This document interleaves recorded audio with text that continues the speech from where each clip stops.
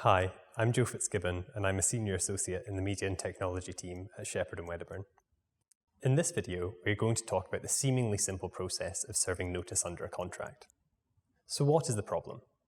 A notice is served under a contract to inform the other party that a specific event has happened or is about to happen.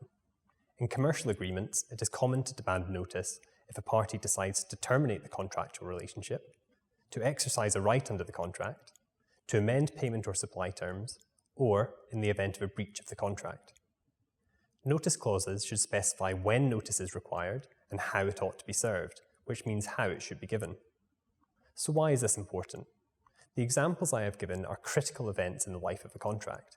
If you don't get your notice right, then the contract might not be properly terminated, or you might not be able to claim your right under the contract. So what should be in a notice clause? Well, here are 4 things you should consider when drafting a notice clause. Firstly, how should the notice be sent? In commercial contracts, notice is usually delivered to a postal address via a postal service or by email. But watch out for technology going out of date. Does anyone have a fax machine anymore? Secondly, who should receive it? Ideally, name a company position, such as a company secretary, as opposed to an individual. Individuals may change roles or leave the company, so by addressing a notice to a specific position, you can always ensure that the recipient will be appropriate. Thirdly, check the address. If email, use an account that is checked regularly. You could use more than one email address or specify a generic company email if services such as info@. If you specify more, be clear on whether the notice can be sent to either or must be sent to all. Fourthly, set out when notice is deemed to be received. This is the point at which service is actually affected.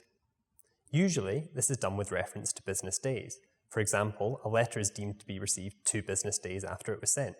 An email is deemed to be received when it was sent.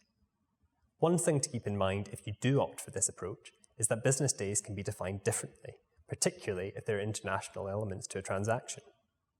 In the UK, business days usually are understood to mean all days other than Saturdays, Sundays, or public holidays. It is good practice to define this term if you intend to use it within your notice clause. If you'd like to find out more about the contract services we offer at Shepherd & Wedderburn, please get in touch with a member of the Media and Technology team.